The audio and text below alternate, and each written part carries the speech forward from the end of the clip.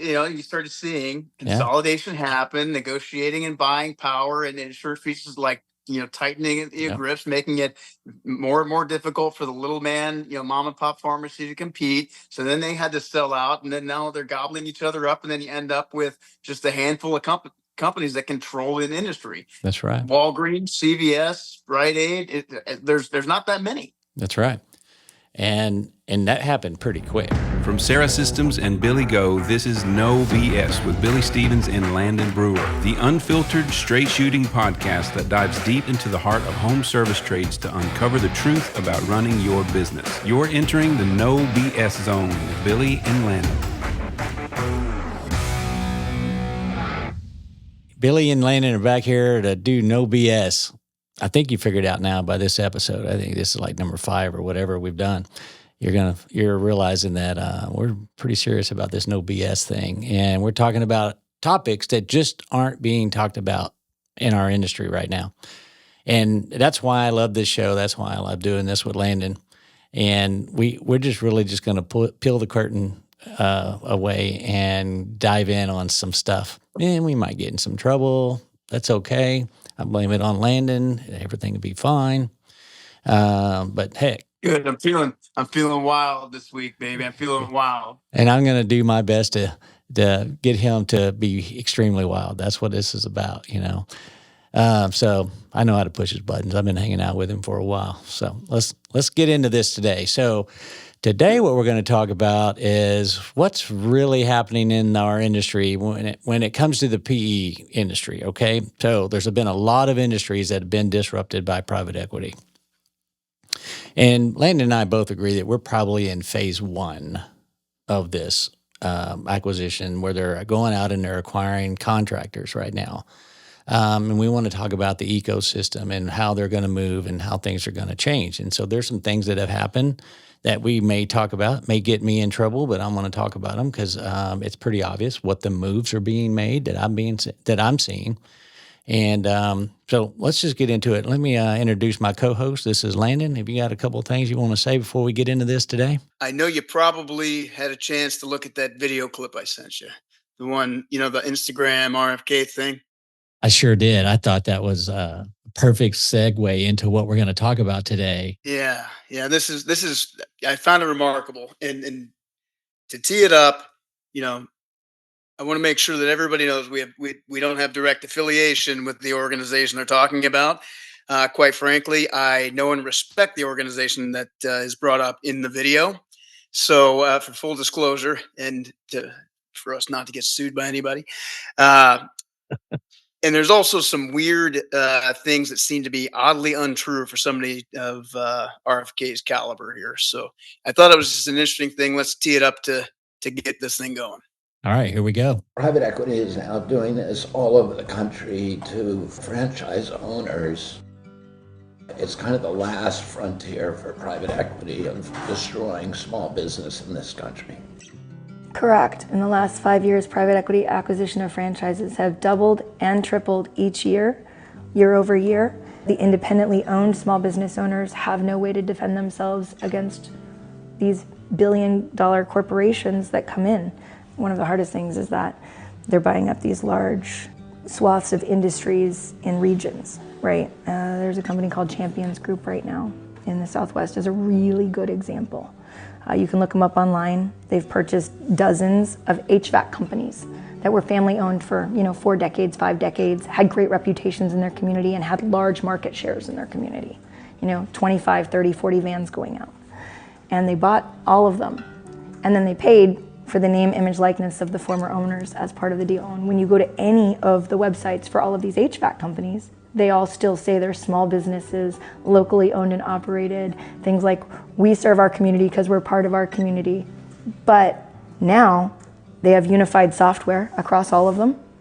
And so no matter who you call for a quote on, let's say, a frozen line on your air conditioner, if the first one comes out and says $1,600, and you say, oh my gosh, that was only $400 the last time this happened. And they say, oh, COVID, supply issues, nobody's going to say greedflation, right? They say, but if you want a second opinion, call one of them, see what they say.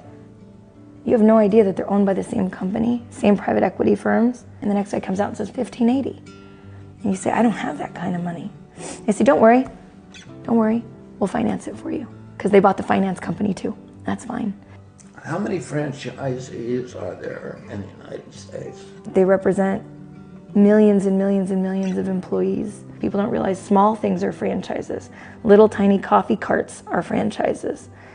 And it's being consolidated by these private equity firms to squeeze out any mom and pops that could compete with the franchises. So it's restricting competition, and it's setting prices across the spectrum of services, everything from home services to car services to insurance services to real estate brokerages, schools. There's one private equity firm right now that owns 37 brands of daycare centers, and the daycare costs have spiraled out of control in the United States, but they are killing it in revenue. Everybody's saying childcare is unaffordable. Their employees aren't being paid well, but those private equity firms, they are making money, lots of money. Our trust in mega corporations is something like 8 to 9%, but our trust in small businesses nationwide is between 65 and 81%. They saw that, they saw the writing on the wall, and they said, well, clearly that's what we've got to take next. We've got to convince everybody that's what we are. And they decided that they needed to invest in the things we cared about most. Because as long as we were emotionally tied to the cost, no matter how much they raised it, we would pay it. Veterinary care, children's pediatric care, daycare centers, children's services, funeral services, the things you'll pay for no matter what, that's what they turn their attention to, because you will take, and they said, even if you won't pay it, you'll take out the loan to pay it. And then they bought all the finance companies too. And here we are. And that video is basically telling us about the steps of what happens in an industry when private equity enters it, right? And so they have thoroughly entered our industry. And we've been doing this now. I was fortunate enough to be around for the very first one. In May of 2011 is when this got started. So we have been going after this for about 13 years now. And it's starting to pick up steam. I think there's a lot of runway left. I think there's not everyone's going to get acquired. And in some cases, it's best if you don't. In some cases, it may be better for you if you do. The ones that don't have a huge opportunity, in my opinion, no matter what happens, because PE is going to raise prices. And they're going to raise them so high that there's going to be opportunity at a very profitable amount of money for those that are basically hanging on to their vapor trail, if you will. When they don't sell something, they will get that opportunity. And so the opportunities are really there for independent contractors as well. And so that's the side I'm going to kind of lean on while I provoke my co-host here to take on the other side and tell us like it really is. So I just want to say before we get going here that private equity, when it enters your space, is a good thing for the industry. Okay, there's been more millionaires made in the last 13 years than there has in the history of plumbing and HVAC, electrical. That's good if you're on that side of it. It's really good, but it doesn't just stop there. It continues and it moves forward. And we're going to talk about what's going to happen next over the next year or 2, 3 years, 4 years, 5 years, maybe even 6 or 7 years, depending on the timeline that Landon feels like it's going to be. So phase 1, acquire contractors. What's phase 2? Well, let me back up for a second. I think this phase 1, I think we're still at the end. I think we're coming to the end of phase 1. Generally speaking, from what in all of my research about industry consolidations, private equity, has a large sphere. They play a role in every industry over time gets consolidated, right? It's just the nature of industry, it's the nature of the way capitalism seems to work. But it does depend on what seat you're sitting in, your perspective on if private equity is good or not. I don't want to say carte blanche that private equity is a good thing for everybody. Yes, some people made some money. Some people gave away their companies. Some people ended up with bad deals. Some people ended up with amazing deals. Some people are happy. Some people, it's the full spectrum. Okay. I think the important part of the lesson is It's here. It's not going away. Consolidation is going to continue. You have to figure out what your specific strategy, wherever you're at in that ecosystem, is going to be and how you're going to play it. And if you don't, if you just sit around and let it happen to you, how often does that end up good for anybody, right? So yeah, I think phase one you kind of described right. Generally speaking, in most industries, it's 20 to 25 years to consolidate an industry once it gets kicked off, right? Once people come in hard and heavy. And like you said, we're about 13 years in. So, and knowing that services is a little bit harder to consolidate because it's all labor based and people based and not just, electronics and manufacturing and tech. Well, let's be honest, right? Sometimes that we adapt to change at a slower rate than other industries do. So I think we're, probably halfway there in the industry consolidation, and we're coming to the end of phase one. Phase one is just like the opening, right? We start the opening, we get a little bit of frenzy. We got maybe 12, 15 major, decently sized consolidators that are going to now start consolidating and vying to be the top 3 to 5. Phase two is where the top 3 to 5 emerge, right? And what you're going to see, we've started to see, especially with this slowdown and this kind of backwards momentum that a lot of these groups have had in the last couple of years, last 18 months, is that you're going to start to see them consolidate each other, right? You're going to see the smaller groups that are maybe not faring so well. They're looking to offload and sell to the next. And generally speaking, private equity, the play for the last several years, we're going to hold it to 3 to 5 years, get our carried interest and flip it to the next person. And so you're going to see the bigger ones being gobbled up or gobbling up the smaller ones. And that's really phase two.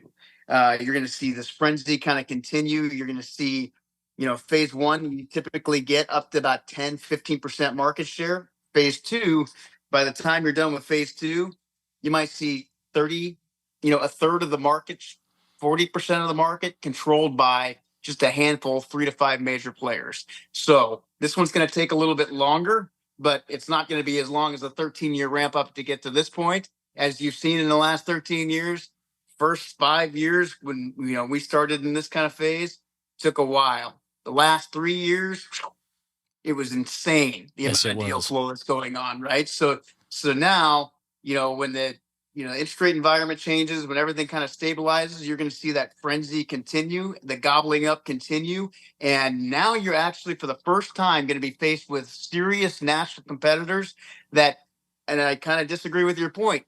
They're not all bright and used to running businesses the way that we are, right? Where, and I've seen this in a couple of these PE shops, they're now lowering prices, trying to compete on price. Think at some point volume is going to be a game for them. Like we know in the retail business, volume is never a game. You can't make it up and make your crappy pricing up in volume, right? You're just gonna lose money in more volume. Well, when you got a sophisticated PE behind you that negotiates, price, to pay half of what you're paying for everything from your pencil and paper to your equipment to your financing, like they're squeezing costs out of the middle. Will they They acquire, can drive it down. in your opinion, will they acquire a distributor or manufacturer as part of their? Yeah, that's typically later phase. Like once they've completed sufficient market share in our space, then the only solution is to go up, right? Vertical integration. So they'll start. What are the options then? It's distributors. It's OEM, maybe it's the tech companies, it's the finance companies, it's the people outside of the immediate space, the companies that are adjacent to that space, because there's only so much room to make money at that point. Yeah, that's very interesting. So you're saying that once they get to this 30 to 40% of the industry, and we have 3 to 5 large players, we're going to start seeing consolidation by those groups in the distributor side. I'm assuming, and what else do you think other than distributors? What other area? I think you're going to start seeing at that point other business models emerge, right? And I think in order to compete with some Goliaths, and again, we don't have Goliaths yet. We got some. I mean, some of these shops. I think, I've heard Apex is, they keep it a little bit closer to the belt, but I've heard they're approaching $6-7 billion, right? The rents from the ARSs are a couple $1 billion. I mean, so they're actually taking market share, but even at this point, they're still only taking, you know, 5-10 points of most in any major market share at most, right? So Right. it's not to a point where you're facing significant pressure. They're just big companies that you're competing with. Well, it's almost 500 billion in size, right? Our industry is 500 billion in size. So when the biggest guy is 6, 7, I mean, it's very small amount considering. Exactly. Yeah, it's it's 1%. Yeah. When it gets to 40, so if you think they're big now, wait till they get to a third to 50% of the market share. It's just going to be behemoths at that point. Right. I mean, so I know you're a young man, but you're definitely just by looking at you old enough to remember when they didn't have CVS and Rite Aid, they had mom and pop pharmacies. That's right. I mean, you had the They're local gone. doctor had a pharmacy, and the doctor would make some money as a pharmacy, and you had a pharmacist in town, and he had his own shop, and that it was like heating, air conditioning, and plumbing, has been for the last several years. Do you know who bought the pharmacies? Do you know that? It was the insurance companies, right? The insurance companies, medical insurance. Yeah. And yes, so they started making, you started seeing consolidation happen, negotiating and buying power, and insurance features tightening grips, making it more and more difficult for the little man, mom and pop pharmacy to compete. So then they had to sell out, and then now they're gobbling each other up, and then you end up with just a handful of companies that control an industry. That's right. Walgreens, CVS, Rite Aid. There's not that many. That's right. And that happened pretty quick. That didn't take long at all. And now that's a lot easier. I mean, it's a box, right? They're in a store. It's one location. No one's driving around fixing stuff. You can hire someone for $15 an hour to run the whole daggum store. Yeah, so that's an easy roll up. This industry is not easy at all, and I think they're figuring that out right now, according to what you said earlier about the past 18 months, that to thrive in this industry, you have to thrive the ups and downs. Yeah, and you have to learn how to thrive when it's down, and that is the secret to success, in my opinion, because that's when we do the best. I mean, literally, when it's bad, we just grow like crazy. Everyone else gets cautious. They stop spending on marketing or anything, and we're just literally going full speed ahead. And just to throw out some numbers there, I think we're up in 2024 over 60%. Off of a massively up 2023. So we bucked the trend, and we can always buck the trend is what I'm trying to say here is no matter what's happening out there, you can always build a good business and maintain your business if you want to stay in business. Because it does change when you sell your business. You lose control, right? And you have all these processes that come in, and you're not being that entrepreneur anymore. You're being an employee, and that is where a lot of guys struggle. I've seen it happen. I know some. You and I both know some, very well, and seen the struggle, and myself too. I mean, literally, in 2 years, I was ready to, go be an entrepreneur again, and so it didn't take me very long to go out and do other things, but. My partner, one of my partners was the head of Apex, which is now the largest one, and he's gone on and done really good stuff. And then there was 3 of us, and the other partner, has also done very well in this space, and I just love watching, where I remember sitting in board meetings with those guys, and we just, we were scared in a way. Not really scared, but cautious.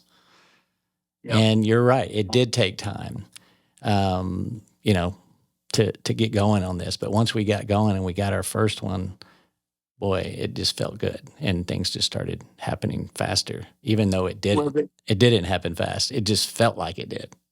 the name of the game in any consolidation, in any industry is speed. Yeah. Right. And one of the things that enable consolidation in our industry is the tech piece, right? Where, when my first waves of consolidation that I participated in, we had like Successware was the, software that we used, and it was sitting in everybody's, IT closet somewhere in their building. And so the businesses didn't talk to each other. It was hard to extract data. You had to roll up, send in for we used to have, fax things over and send stuff in the mail overnight to It's like, Pigeons. it wasn't efficient. It wasn't meant for speed. But consolidation, for consolidators to really get in, they've got a thesis. They've got the funds, and they're going to start just going out and acquiring it. Like in phase two where we're at, like first it's speed enabled consolidation, and then phase two is when they really start to put it together. Right, they start to integrate, and the speed of integration is what drives everything. Right, so right now we got a whole bunch of collections of businesses that are not highly integrated, but we got the data and we got some basic tech. Phase two is going to be, all right, now we're going to perfect what we do. We're going to put in some proprietary technology. We're going to have a different, a unique spin of what we're doing. We're going to have a really refine our integration process. We're going to do some things that were going to enable us to cut some costs out of business. We're going to really just get as efficient as possible. And when the big guys it's not scary to us now. We kind of laugh at them, right? Like, oh, look at Harvard MBA guy over here running a $2 billion version of Apex. He doesn't know what he's doing. The old operator knows how to make more money. He didn't graduate high school. Wait until they get sophisticated and clamp down, and it may be a different story. Yeah. It's all fun and games for us now. Yep. Well, I mean, they're going to have to build efficiency into their models because the models that are out there now are just archaic and they're wasteful, and they're gonna have to get efficient, and that's gonna take technology. And kind of why I'm in the game, right? I mean, I saw this coming, that at some point it's going to become the main thing is building efficient businesses so we can continue to move forward, because you can't always raise prices. You got to be able to be competitive and still make your margins. And so efficiency is definitely going to be part of phase two, I believe. It's a bigger thing every day. We hear more and more about it. Everybody's an expert or a guru on that now, but they don't really know what to do. They just are a guru about it, and that's something that I prove out every day and try to pass along to all of our customers and people that aren't even customers, because efficiency is going to win the day. Because our businesses are not CVS where it's in a box and you can train someone to run a cash register and stock shelves. I mean, you just can't do that in our industry. It's tough. It is hard to run these businesses, and especially when I visit with contractors and how much harder we make it. It blows my mind. We take a hard business and then we just do things to make it even harder. And we've got to fix that. And that's what's private equity has not done this yet. They haven't figured out that there is a better, more leaner, more efficient way to do it. And at some point they will. And then that's when it's going to excel. I think if you look at it I think we make mistakes sometimes, and I catch myself doing it as well, right? I feel like, man, I timed this, I did this well, I played this right, but I really know the business. I've studied this business for 20 years. It's been everything that I've immersed myself in, and I live it, right? So I interact with some of these private equity people that just don't understand it, don't get it. But I think the perspective, we don't give them enough credit, because they may have short-term goals, but the private equity has a long-term perspective on consolidation. Like I said, it's 25 plus years, right? Mm-hmm. So the first phase is just opening up the market, right? Second phase is just coming in and scaling up as fast as you can, doing what the apex and turn points are, all of scaling up as fast as you can, until phase three, which we're just in beginning of phase two. I feel like maybe a little bit into phase two. Not until phase three do they actually call it the focus phase, where they get serious about the business and they start clamping down on the business now because they've got a certain market share that will enable them to do it. When they've got a 40% market share, now in between a handful of players, now you can start, cutting mega deals. Now you can start, looking up the supply chain, or, working with proprietary technology, or examining, maybe we do a lease option over here for air conditioning and plumbing, or maybe we do, tie in with utilities over here, or maybe we get an exclusive with all the big box, or maybe, like, there are just a myriad of things when you have 50 billion, $100 billion worth of market share to go negotiate and play, and you're the big shark now. Now things go a different direction. So we just may have their perspective wrong. We may be laughing, but they're not even into the point where they take it seriously yet. Yeah. Well, So I'm definitely not laughing. That's the reason why we're doing this show. I mean, we have got to, educate and tell people about what's happening that they just don't know. And from our perspective, and maybe we're wrong on some of the stuff we're talking about, but hey, at least we're getting it out there so it can be a discussion. And that's the best part about why we talk about this stuff all the time. Even when we're not on a show, we talk about this kind of stuff and get ourselves, all worked up and patted on the back, because we know everything. No, we do not. I don't want anybody here. There's a disclaimer saying we don't know what we're talking about most of the time, but maybe sometimes we'll get it right. Copyright 19. No, I will tell you, I told you a funny, telling me that this was going to be the topic. I let you in a little secret. This topic was my graduate school thesis. So, really, back before I was ever in industry, when I was in grad school, it was about consolidation and when consolidation happens. So it's something I've studied, and it just accidentally kind of wound up in. I always knew I wanted to be in the buying and selling side of it. I didn't know I'd be, immersed at this point in time in the biggest consolidation that would ever hit the industry. So, I may sound like I'm making some of it up, but then again, I made it up 20 years ago. So I at least got my degree. There you go. You passed. You showed up, right? So, did you pull out the thesis? Did you go find it? Did you dig through all the stuff in your attic? I'm looking through. I didn't even have email back then, so So did you write it with pencil? I'm sure it's probably on a whiteboard somewhere. There you go. Well, then that means you're an expert. When you were 20 years old, did they have colleges? I don't know. No. I guess I drove right by. I drove by them. I was too busy making money. Yeah, that's all right. Those kids were doing thesis. Yeah, I was out making some do-re-mi, if you will. I started when I was 13. I just liked making money, liked doing things, and didn't even think about going to school afterwards. I mean, I actually quit school when I was a sophomore, I believe. I threw my books up on top of the locker, and I walked out of there. I just had it. And next day, I'm like, what the heck are you doing? And I went back. They were still up there, and I grabbed them and went to school. So that was my, yeah. Like, do you have any of those fun goals, like, as you've monetized in the past, or, making wealth gains, or through Sarah, like, have you ever just kind of set some of those fun goals where you're like, okay, I got to go back to that school at some point, and it's got to be renamed the Billy Stevens Auditorium or the Billy Stevens Gymnasium? I think I got in so much trouble back then that'll never happen.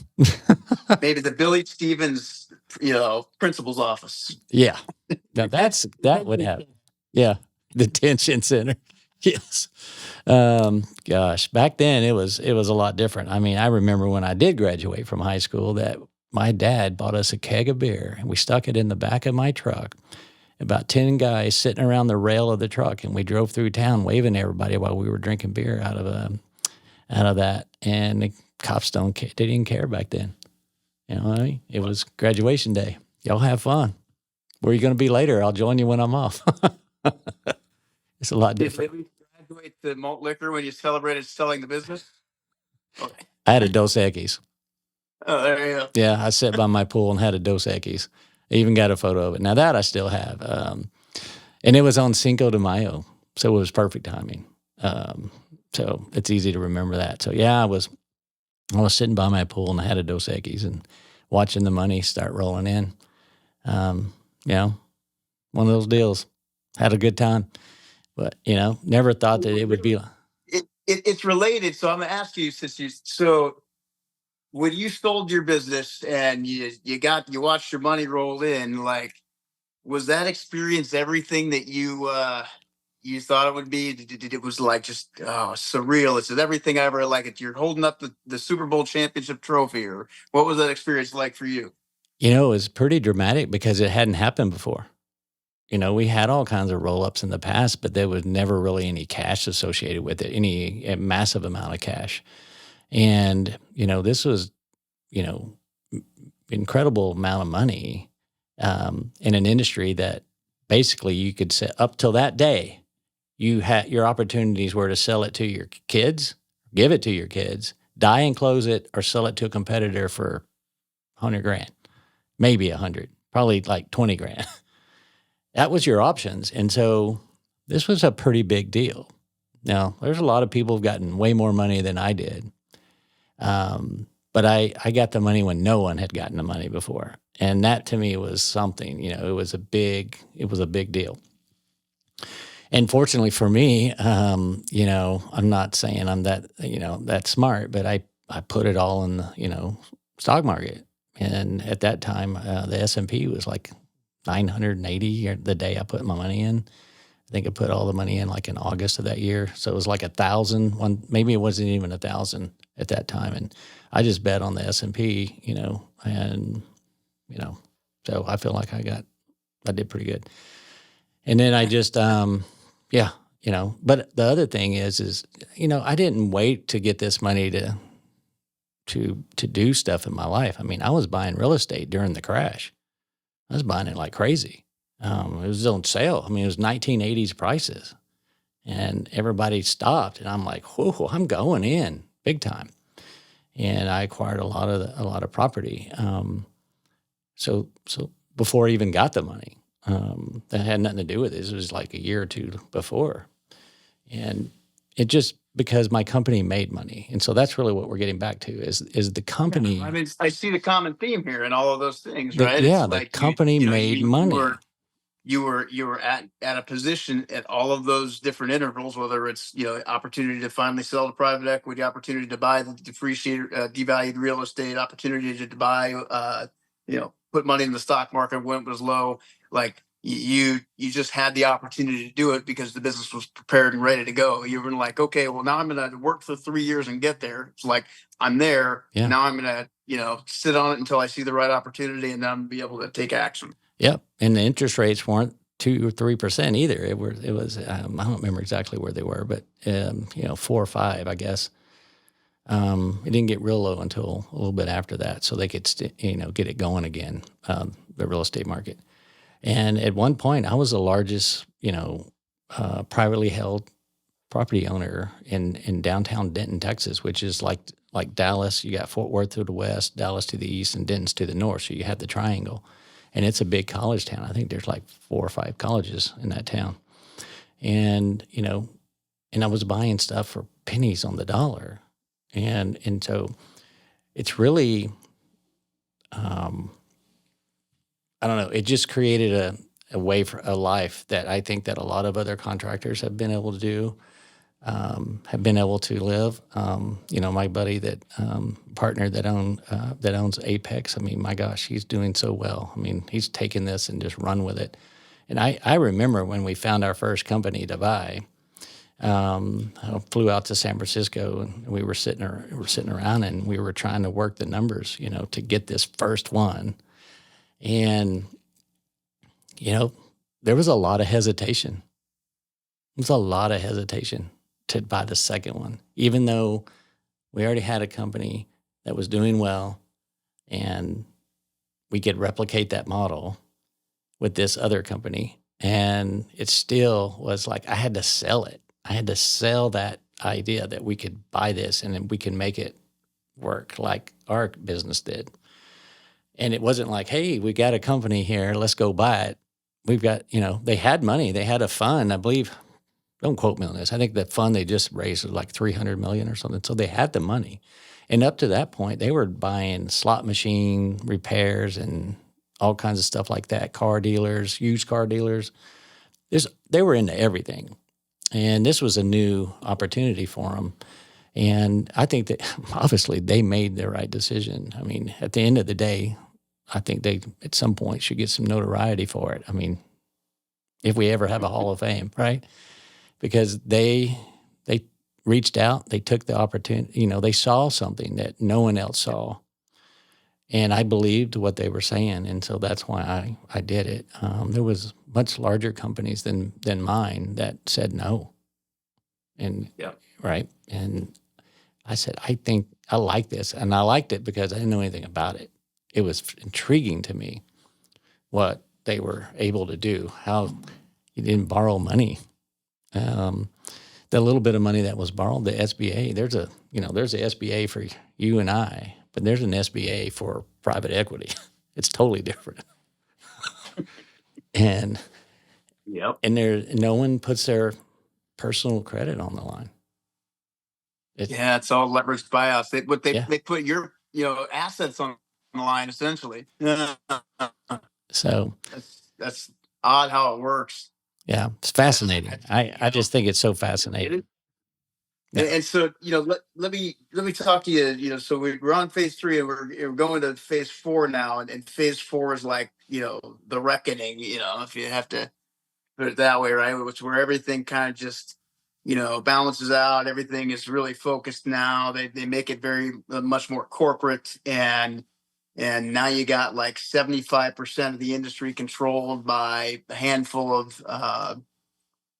of large firms, organizations, if you will, and they've got unlimited access to capital. They're finding their money now. Now the interesting part is now they're starting to go outside. Now they're starting to do different things, and there's a case study. You ever heard of the company Luxottica?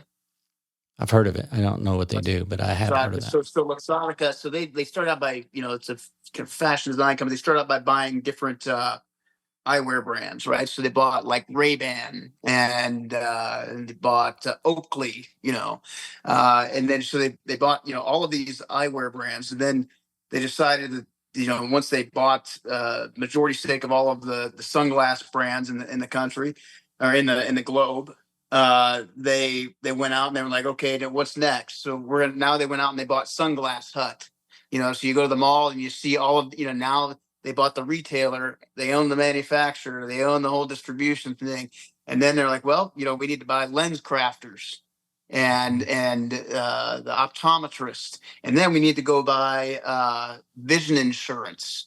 And so now we're going to own the entire ecosystem. And I think that's when it gets really interesting, right? Yeah. So we're way not there yet, but something could come along in this that will make this interesting, which was tech will make it. Here's another little company. Have you ever heard of a company called Amazon? Yep. Yeah, Time or two. It's a tech company. You should look it up. So Amazon is, it's a pretty applicable comparison, right? So Amazon is famous that Bezos didn't make money for years, right? Just never made any money. Just went from this little bookstore and bought up all these things and bought up a grocery store and never made money. Never made money. Bought the Amazon Web Service and all of a sudden, boom! They flipped the switch, changed the model. Now they're the platform that now they're making endless sums of money, and they're taking market share from. All the big box Walmart. stores taking market share from Walmart, all of those, right? Target. But is Amazon really competing with Walmart and Target and Kmart? And I don't know. Maybe maybe they're not directly competing, so it's not like us competing with the Wrench Group or Apex or any of the other private equity firms. Not like your local guy. What they did is something that technology is enabling now, which is new. They're called what's called a platform. They created a platform, and then they put services on the top of their platform. They created all the infrastructure, right, for all of these businesses. They've created everything that was needed. They got the capital, they got all of they got the playbook, and they just worked in the dark. And then all of a sudden, they bolted all these things on, and then they squeezed and they pulled the trigger, and boom, biggest company in the world, right? And made that guy absurdly wealthy. Well, they did what a company with those resources has the ability to do. Like, what if some of these companies get together and then they decide to completely flip the model on its head, right? And so one of the things that I was working after my last after the Gettle exit, one of the things I started working on most was like, okay, I see the state of consolidation. I see mostly it's just a collection of companies and everybody going jockeying for position. We got the technology, but no one's created any level of platform or infrastructure to allow the consolidators to consolidate. None of them have the ability to speak the same language, look into what's happening anywhere in the country. They don't have that.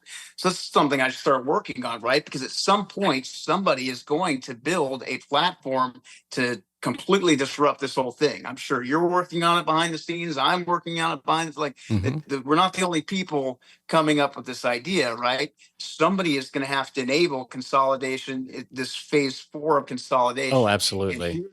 Here's what my hope is, and why we're doing this podcast. I want you, I want me, I want anybody else that's like us that are operators in the space to control what that looks like. I don't want some guy from Stanford that's sitting in that's just studying here and designing it. Like, here you go, you paid me $200,000 for this design, and that's what this looks like from now on, right? That's what's going to disrupt our industry. I don't want to show up to work one day and say this doesn't work anymore. I want to control that. Yeah. And I'm assuming that's why you're doing what you're doing. Yeah, I got in this, I didn't know what I was getting myself into, obviously. This is a beast, but hey, we're in it, and yeah, we feel like, what we're doing besides the FSM, it's the things that we're doing behind the scenes that are going to allow us to grow this industry a lot more.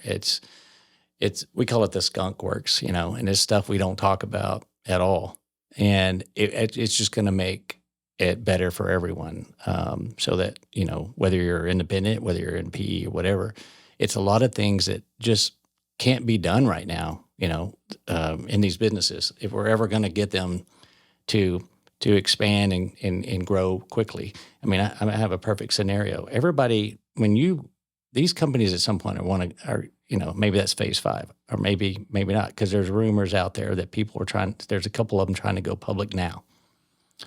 Right. And so in your thesis, is that phase 2, 3, 4, 5? Does it?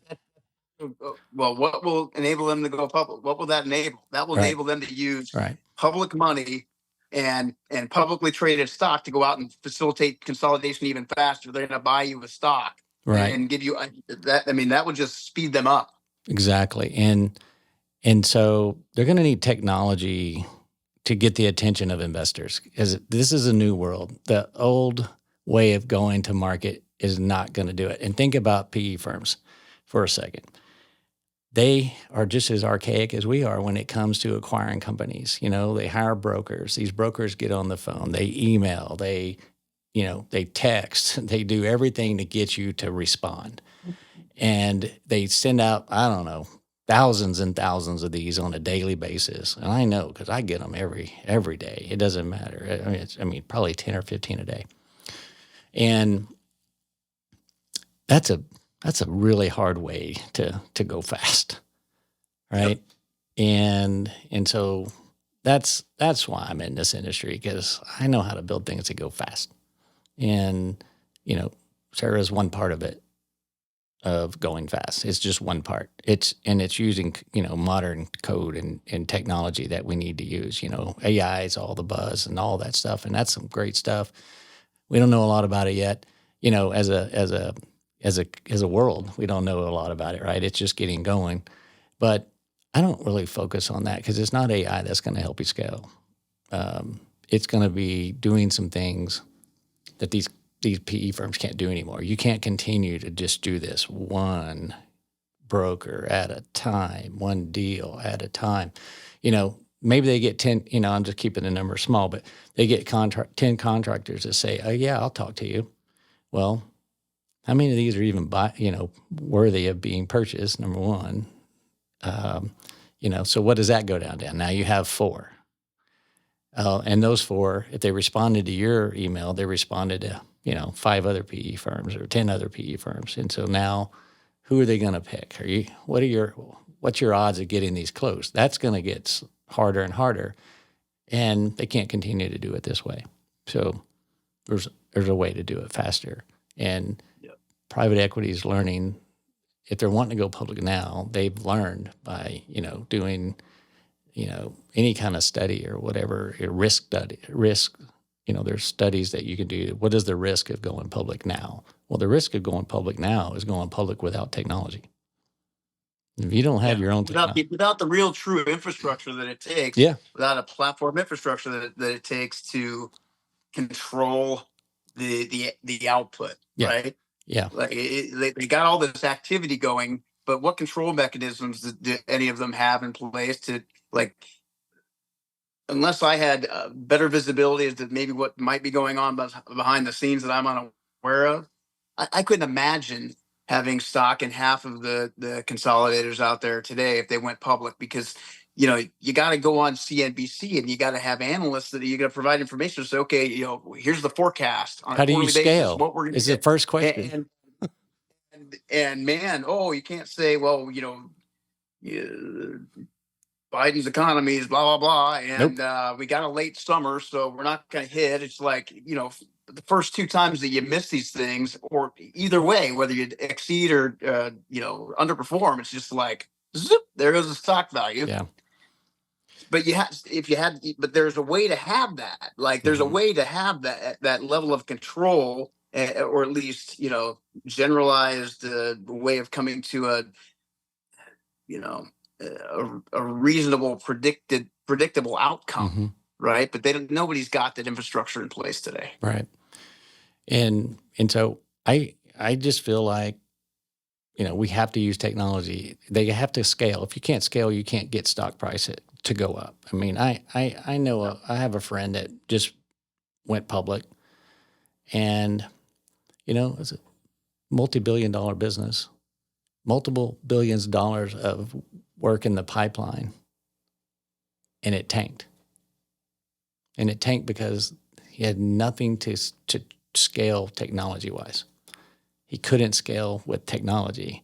He could scale by signing contracts, doing all the work, to get ready to sign the contracts, doing all the bidding, winning and losing on the bid process, all this stuff. He could win doing that. He's really great. The company's really great at that, but that's yesterday. It's not today. Yeah. Today is not that way anymore. And, and that's why I got into it, because that's what I saw. And, scaling is something that, it's going to be very important if you're going to go public as a PE firm. You're going to have to scale. You cannot continue to wait for a broker to bring you a deal. It's not going to work.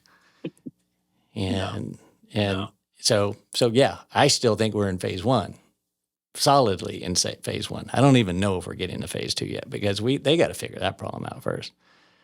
In my opinion. And so, these are some of the stuff we talk about when we're together. So now we're just sharing it with everybody. But, I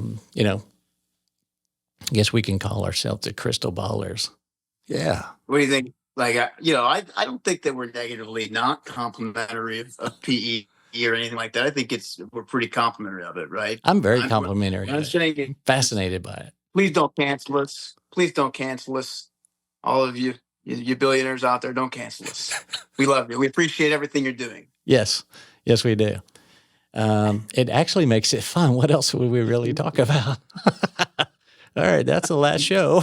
No, just kidding. There's plenty to talk about, as we've proven over the last 2 or 3 years. Plenty to talk about. But yeah, again, so everyone is still listening out there, I appreciate you hanging on. What we're trying to do here at No B.S.